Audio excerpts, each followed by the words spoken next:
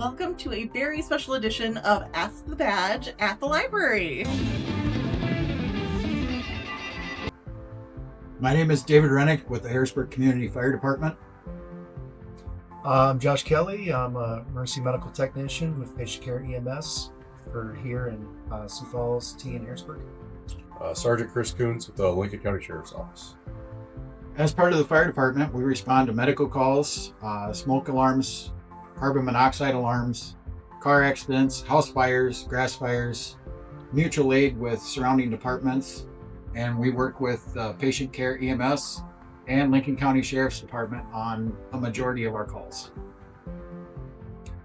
So with me, I work on an ambulance. So anytime someone calls 911 and they're having a medical problem, typically someone that's going to look like myself is going to show up. Usually we have two people, and we'll show up, and depend on how bad it is, we'll have the fire department with us or our sheriff's department or in Sioux Falls City Police. And we assess the patient and we determine if it's appropriate or they're wanting to go to the hospital, and we will take them to the hospital and go from there. What we're dealing with is mostly law enforcement, criminal, and sometimes some civil issues that come by with various ranging of calls. But we also do respond to car accidents and medical issues in town. We all work together, as you've heard, with the fire department and the Patient Care EMS. Everybody works together well. We can generally get there a little bit quicker just because we're staffed all the time in town. Whereas the fire department's volunteers, so they're coming from their jobs and stuff like that. So we can get those guys a little bit of an update, or at least some initial care on people that have medical or a car accident before more trained professionals can get there. We have all sorts of stuff. Mainly we're in a car. It's got standard lights and siren on it. But there's a lot of stuff. Radar units in the car to detect speed. There's lasers for speed enforcement. A couple cameras in the car. Some of us have less lethal equipment, some impact munitions that we can utilize. Just different tools like that to hopefully effectively get our job done safely. The department's got a couple drones, some of them that are a bit specialized for more interior of structures, and then we got some pretty nice ones that are a bit bigger for outside, for mapping scenes and locating suspects or search and rescue with missing people. Well, in the ambulance, it's definitely not a hospital, but we have everything we need to be able to stabilize a patient and get them to a hospital for more advanced care. Some of the stuff we have is our stretcher that's able to transport people safely and securely as best you can in the back of an ambulance. We have supplies for trauma, burns. We have we have a monitor that can read your heart rate and see exactly, take an EKG and see what your heart's doing. We have all kinds of different medications for pain, things like that. We can splint bones, just all the basic stuff that you can think that an ambulance would have to be able to get you to the hospital and to more advanced care. Well, at the fire department, we've got 3 engines with water capabilities and rescue tools on all 3 of our engines. We have a heavy rescue truck with extrication equipment, stabilization equipment, helicopter landing gear. We have 2 water tenders. Each one of those holds 2,000 gallons of water. A wildland truck for our grass fires, car accidents, whatever we need. UTV to kind of do off-road wildland with it. And then we have a support pickup that has all of our medical bags, our first respond. That's kind of our first responder truck for our medical calls. A little easier to get around town. And that does have some extra stuff on it as fire extinguishers, a few tools. We can also use that for traffic control and car accidents as well as hauling guys to and from calls if we have to rotate guys out or need extra help. Your standard fire smoke alarms only last 10 years in your house. So if your house is 12, 14 years old, it might be time to change your smoke alarms. Your carbon monoxide detectors last 5 to 7 years.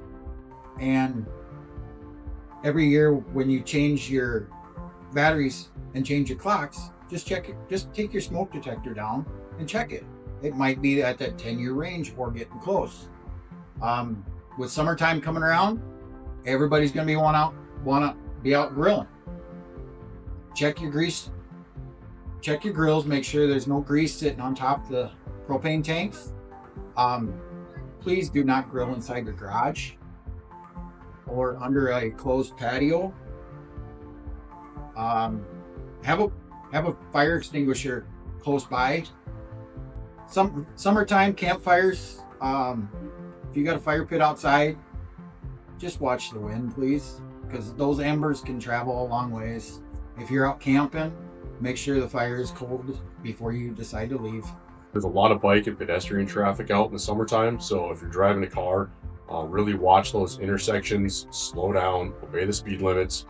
That way, if there is a kid or somebody trying to cross the street, you can stop a lot quicker. Same thing with bikes, pedestrians. If you're on the street biking, you're expected to obey all traffic laws. We always recommend helmets on bicycles. And then just real simple, just stop before intersections, look both ways before you cross streets. Just help each other out. Most definitely, and caveat on that, wearing a helmet is very important. We go to a lot of calls where people are riding bikes and they sometimes hit curbs, or unfortunately another vehicle hits them. You want to be able to protect that head. Also too, wearing your seatbelt. Make sure you wear your seatbelt when you're in a vehicle at all times. So. Get hot. Make sure you drink a lot of water. Stay hydrated. Watch if you're outside with a fire, a campfire or something. Make sure it is fully extinguished before you leave where you're at. Don't throw cigarette butts out on the grass. Grass fires tend to spread very quickly when it's dry out. Check on your neighbors if it's hot out, or make sure your animals and your pets are also hydrated. Just take extra care of yourself and your family through the summer, because you don't want us to show up on your worst day. I know we're a ways out from the 4th of July, but do you have any comments on fireworks disposal of fireworks? It seems like we end up with some fires on occasion. So, proper firework disposal is fill a 5-gallon bucket with water, dispose of your fireworks properly in that, or douse your fireworks completely out and put them at the end of your driveway. Do not put them next to your house or in your garage, and make sure they are completely cooled off to the touch before you dispose of them into a garbage can. Please, we can't state it enough between all three of us. Proper firework disposal will save your house and you guys a lot of headache. And also with fireworks, we want you guys to have all your fingers on your hands. So if you're unsure how fireworks work, do not start lighting fireworks off without an adult present, because you want to start July 5th with all fingers on your hands.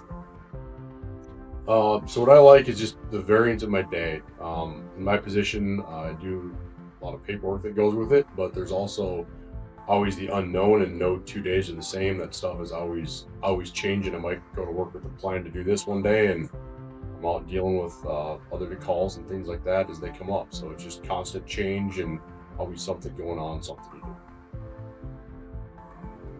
Exactly. Yeah. Every day is a bit different. I know in our case, we're constantly all around Sioux Falls. We'll zip down here to Harrisburg, over to T, mutual aid support.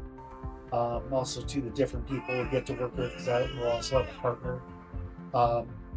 Just being there for people, it's just a cool thing. You get to meet all kinds of different people from every walk of life.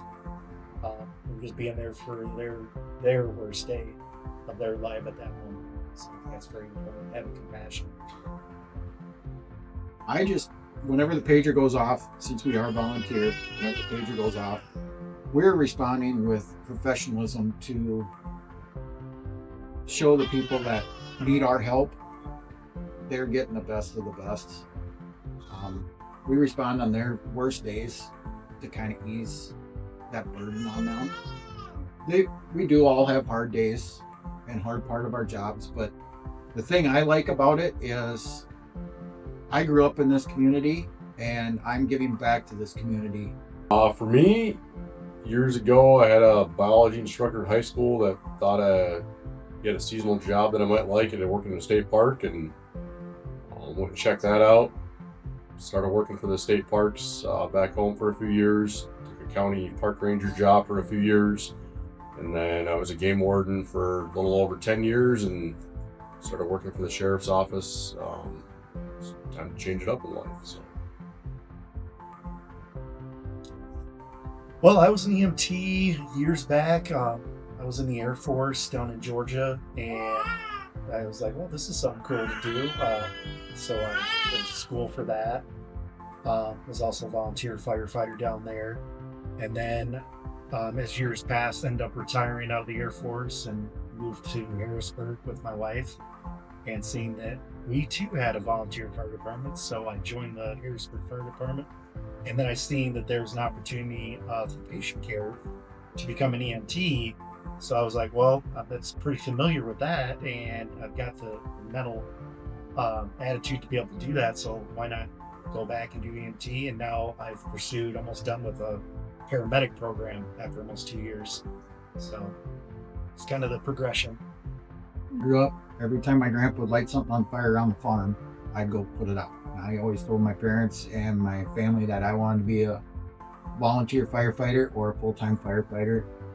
And I am a volunteer firefighter with Harrisburg, and I absolutely love it.